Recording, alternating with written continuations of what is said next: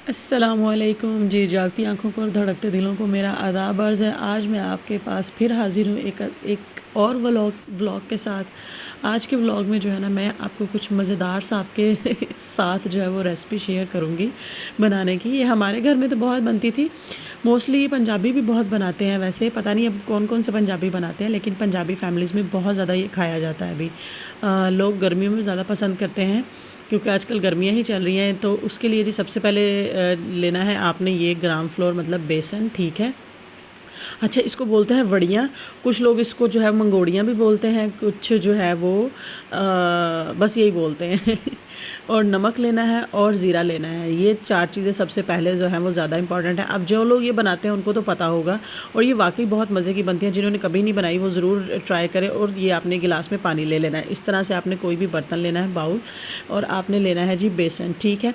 बेसन आपने अपने फैमिली के हिसाब से लेना है। हम तो 2 लोग हैं तो थोड़ा सा ही मैंने लिया है। और हल्की सी लाल मिर्च डालनी है। फिर इसमें आपने हल्का सा जो है जी वो नमक शामिल करना है, और थोड़ा सा जो है ना वो ज़ीरा इस तरह अपने हैंड से अच्छे से क्रश करके वो आपने शामिल कर देना है। अच्छा, ज़ीरे को आप एक और तरीके से शामिल कर सकते हैं कि थोड़ा सा हल्के से तवे पे भून के ना उस तरह भी शामिल कर सकते हैं ज़ीरा और सूखा धनिया। मेरे पास सूखा धनिया नहीं था तो मैंने इसलिए खाली ज़ीरा ही शामिल किया। इनको अच्छे से आपने इस तरह मिक्स करके और पानी से जैसे आटा गूंदते हैं ना उस तरह गूंदना है। लेकिन इसको थोड़ा सा ना बहुत नरम रखना है आपने, और ना ही बहुत सख्त रखना है। मतलब इस तरह से रखना है कि आपने इसके जो है ना वो छोटे छोटे बॉल्स बनाने हैं। तो ये देखें, ये इस तरह से आपने गूंदना है, ना बहुत ज़्यादा सख्त हो और ना ही बहुत ज़्यादा नरम हो, दरमियान जो होता ना नरम और सख्त के, उस तरह से रखना है, ठीक है। यहाँ पे ये जी मेरा ये गूंद के रेडी हो गया। थोड़ा सा आपने फिर बेसन डालना है, और बेसन हाथों को लगा लगा के इस तरह से इसके जैसे मैं छोटे छोटे बॉल्स बना रही हूँ उस तरह बनाइएगा। बहुत बड़े ना बनाइएगा, क्योंकि जब ये बनता है ना तो फिर ये फूलते भी है शोरबे में। जब आप आग पे पकाते हैं ना, तो अगर वो बहुत बड़े बनेंगे तो वो और ज़्यादा बड़े होंगे। छोटे छोटे साइज़ के रखें ताकि ये अच्छे बनने में लगें बाद में खाने में। और ये डिश जो है ना ये इतनी मज़ेदार लगती है, चाहे आप इसको रोटी के साथ खाएं। रोटी के साथ जब बंदा खाता है तो ग्रेवी को जो है वो थोड़ा थिक रख लेता है, और अगर वाइट राइस के साथ खाया जाए फिर तो क्या ही बात है। फिर तो इसका एक अलग ही टेस्ट आता है। बहुत सारे लोग इसको बनाते हैं। मैंने सोचा कि मैं भी आज आप लोगों के साथ शेयर करूं ये वाली रेसिपी। मैं काफ़ी दिन से सोच रही थी बनाऊं बनाऊं। मेरे जो है वो घर में ये मेरे मियाँ साहब की बहुत पसंद है। तो मैं बस ऐसे ही कभी कुछ बन जाता था, कभी कुछ, तो बस ऐसे ही माइंड से निकल जाता था। आज मैंने सोचा शोरबे वाली चीज़ें ना वैसे भी नॉर्मली घरों में पसंद की जाती हैं, तो ये ज़रा शोरबे वाली है तो मैंने सोचा चलो ये बनाते हैं। ये देखें जी, ये सारे मेरे बन के रेडी हो गए हैं बेसन के बॉल्स, ठीक है। मेरा बेटा इसे कहता मम्मा आज आपने बेसन के बॉल बनाए हैं। आपने इस तरह एक पैन लेना है, उसमें डालना है जी आपने ऑयल डालने के बाद आपने इसको इन सबको डाल देना और इनको करना है फ्राई, मतलब थोड़ा थोड़ा भूनना है। ये कच्चे ना रहें, कच्चे थोड़े बहुत रह भी जाएँ तो कोई बात नहीं। आपने कौन सा ये वैसे ड्राई में खाने हैं, आपने इनको जो है वो पकाना ही है बाद में। तो आपने इनको अच्छे से फ्राई कर लेना है, गोल्डन ब्राउन जब ये हो जाए, बहुत ज़्यादा गोल्डन ब्राउन नहीं, मतलब लाइट ब्राउनिश से हो जाए, तो आप इनको जो है फिर निकाल लें ऑयल में से। आप इस तरह जो है वो किसी भी प्लेट में टिश्यू पेपर रखें और उसके ऊपर जो है इनको निकाल लें, तो कि थोड़ा सा ऑयल जो है वो अब्जॉर्ब हो जाए। क्योंकि बाद में जो है जब हम इसकी ग्रेवी तैयार करेंगे तो उसमें भी ऑयल डलेगा, तो फिर ऑयल कहीं ज़्यादा ना हो जाए। खाने में जो है ना वो ऑयल बिल्कुल नॉर्मल ही अच्छा लगता है। वैसे भी ऑयल सेहत के लिए इतना अच्छा नहीं होता, तो ऑयल से थोड़ा अवॉइड किया करें। ये देखें, ये पे यहाँ पे इस तरह ब्राउनिश करनी है आपने कि बहुत ज़्यादा गोल्डन ब्राउन ना, वरना वो जले जले का टेस्ट आएगा। तो ये अगर आप वैसे भी खाएँ ना सूखे में, बड़ी मज़ेदार लगती है, यकीन करें। मैं तो अक्सर जब इस तरह बनाती हूँ ना काफ़ी ज़्यादा खा जाती हूँ, मेरा बेटा भी पसंद करता है।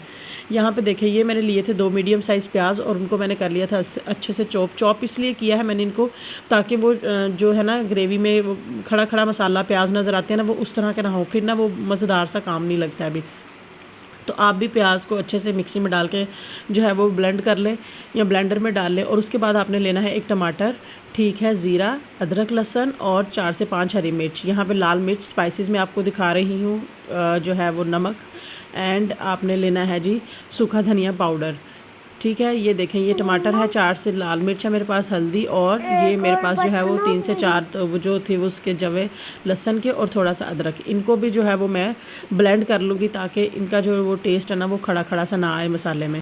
इसके बाद देखें, जब ये आपके प्याज हल्के से लाइट से जो है वो सौते हो जाएं, मतलब लाइट ब्राउन से हो जाएं, तो आपने जो ब्लेंड किया वो मसाला था, हरी मिर्च, टमाटर और अदरक लहसुन, वो सारा इसमें मिक्स कर देना है, ठीक है। ब्लेंड मसाले का बस ये मकसद होता है कि बाज़ औक़ात होता है ना कि सालन हम थोड़ा जल्दी में बना लेते हैं, फिर वो प्याज और वो हर चीज़ अलग अलग होती है, वो अच्छा टेस्ट नहीं आता। खैर जी, इसके बाद आपने अपने स्पाइसेस ऐड करने हैं हस्बे ज़ायक़ा। यहाँ पे मैंने जो है वो 1 टीस्पून के अराउंड जो है वो नमक डाला है, और उसके बाद जो है वो थोड़ी सी लाल मिर्च मैं कम रखती हूँ अपने बेटे की वजह से। आप लोग अपने हस्बे ज़ायक़ा लाल मिर्च भी डालें। फिर जो है जो आम स्पाइसेस होते हैं हांडी वाले, वही आपने डालने हैं। कोई इसमें जो हार्ड एंड फास्ट रूल नहीं है। इसमें मैंने जी डाली है हल्दी, और इसके बाद थोड़ा सा धनिया पाउडर डाला है, सूखा धनिया पाउडर। आप जो है सूखा धनिया भी क्रश करके डाल सकते हैं अगर आपके पास है। और ऑल टाइम फेवरेट जो है वो ज़ीरा तो जिस खाने में ना होना तो वो खाना ही मुझे नहीं अच्छा लगता है अभी। तो इस तरह आप अच्छी तरह से जो है वो मसाले को भुनने दें। जब आपका मसाला भुनकर रेडी हो जाए तो जी आपने देखें ऐसे जब मसाला आपका घी छोड़ दे, मतलब भुनकर रेडी हो जाए, तो साथ ही आपने वो जो बेसन बॉल्स निकाल के रखे हुए थे टिश्यू पेपर पे, वो आपने जो है वो इसमें शामिल कर देने हैं। ये इस तरह से इसको अच्छे से जो है वो आपने हिला देना है, और थोड़ा सा साथ ही पानी डाल के पहले इनको भी अच्छे से भून लेना। वैसे इनको भूनने की ऐसा ज़रूरत नहीं होती कि ये ऑलरेडी घी में फ्राई हुए होते हैं, लेकिन मैं फिर भी थोड़ा सा एक मिनट लगा लें आप, 1 मिनट भून के, और बाकी फिर जो है आप उसमें पानी शामिल कर दें। जितना भी आपने जो है वो ग्रेवी को पकाना है, मैं थोड़ा सा ज़्यादा डालती हूँ क्योंकि मैं बहुत आहिस्ता आंच पे पकाती हूँ। इसको बेहतरीन तरीका ये है कि जल्दी में ना बनाएं। फ़र्ज़ करिए अगर आपके घर में दोपहर का खाना 2 बजे खाया जाता है, तो आप जो है ना इसको 12:30 कम से कम आपका शोरबा जो है ना आप पानी डाल दें इसमें बनाने में। आहिस्ता आंच पे पकेगा ना, तो आपकी जो है ना ये बॉल्स जो है ना वो थोड़ी सी फूलेंगी और बड़ी प्यारी शेप में आएंगी। तो फिर जो है ना आप इसको पानी डालकर ढक कर रख दें, ताकि ये आहिस्ता आग पे पकता रहे, और जो है बड़े मज़े की ये बनेगी। मैंने देखे तकरीबन घंटा इसको पकाया है, और अभी भी मुझे लग रहा था तो थोड़ा कसर है। मैंने इसमें थोड़ा सा गरम मसाला डाल के इसको मिक्स करके थोड़ी देर के लिए ढक दिया। इस तरह से ढक के रखे, और थोड़ी देर और पकने के बाद ये देखिए जी, जब मैंने अपना हांडी का ढक्कन खोला तो मेरे जो है वो खाना बन के तैयार था। ये देखिए जी, मज़ेदार से बेसन बॉल्स, वड़ियाँ, मंगोड़ियाँ जो आप कहते हैं तैयार हैं। वीडियो अच्छी लगे तो लाइक और शेयर ज़रूर कीजिए, चैनल को सब्सक्राइब कीजिए। अपना बहुत सारा ख्याल रखिए, अच्छा सोचिए, अच्छा कीजिए। मुझे दुआ में याद रखिएगा। अल्लाह हाफिज़।